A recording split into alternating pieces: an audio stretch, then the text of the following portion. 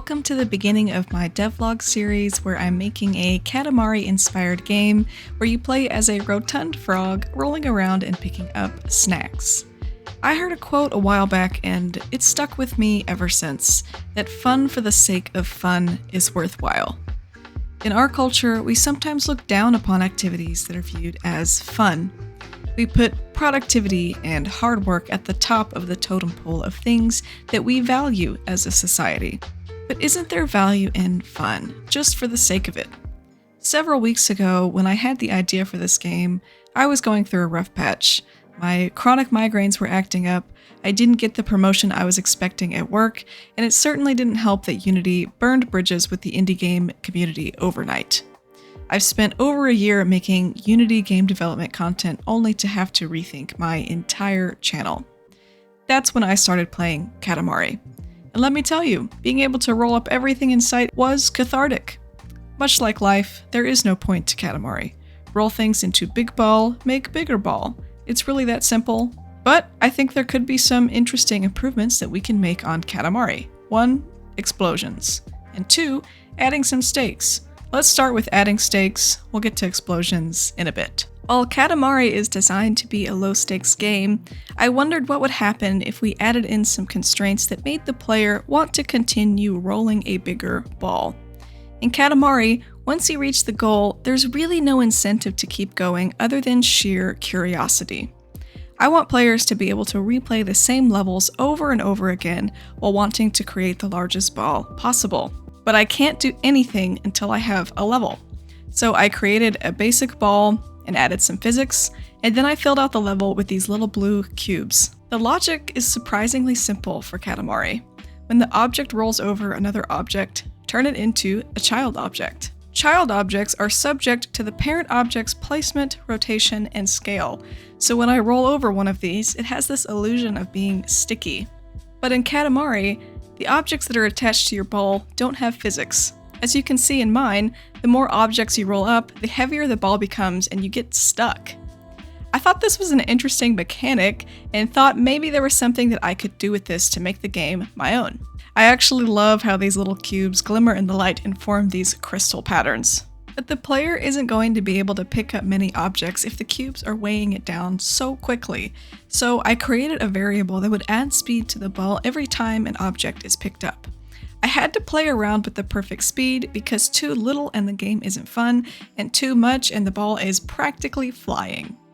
Once I tinkered around enough with the speed, there's still the question of what happens when the player gets bogged down and can't move anymore. This now becomes your game over. So I wrote a simple script that checks for movement, and if the player doesn't move within a certain amount of time, it's game over.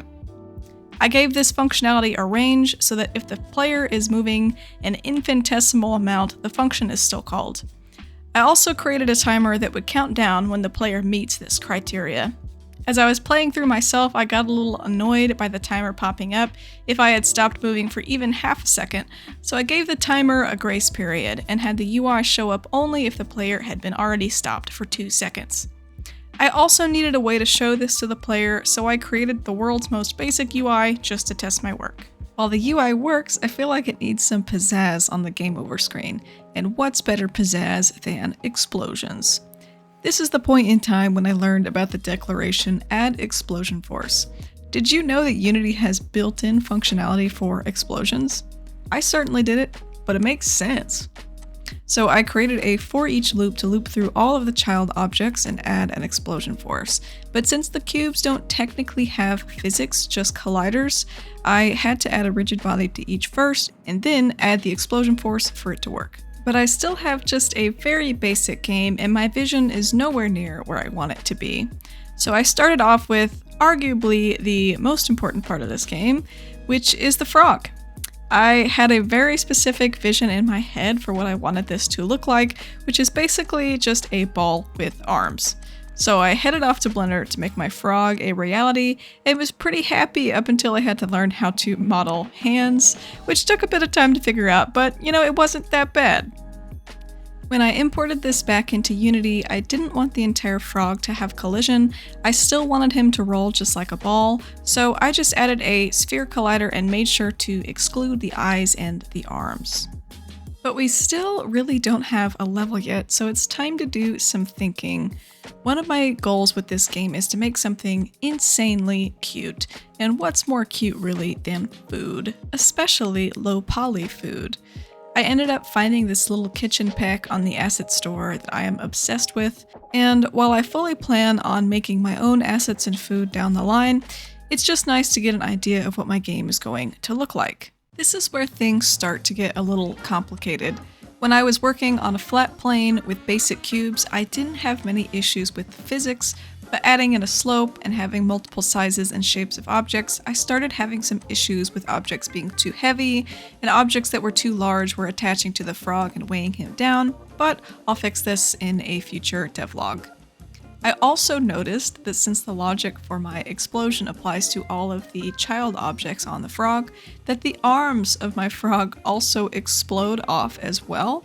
And I'm honestly really on the fence about keeping it or not. I kind of like it.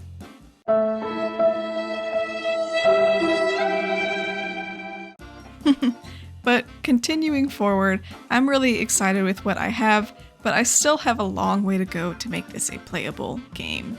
And the biggest obstacles are still yet to come. I'm still deciding on if I want to keep the kitchen theme throughout the whole game, or if I want to have multiple levels with different themes. I think the level design is going to be very challenging as well, because I'll have to think of how to scale each level as the frog gets bigger. And if I want to continue with the frog having the collision objects, how does that affect the level design and the overall fun factor? I'm going a little astray from the Katamari format, and I really hope that it pays off. But I would love for you to join me on this journey. I'd love to hear your thoughts and opinions, and if you want to go the extra mile and support me, I do have a Discord channel and a Patreon, so I hope you enjoyed this video and I hope to see you around.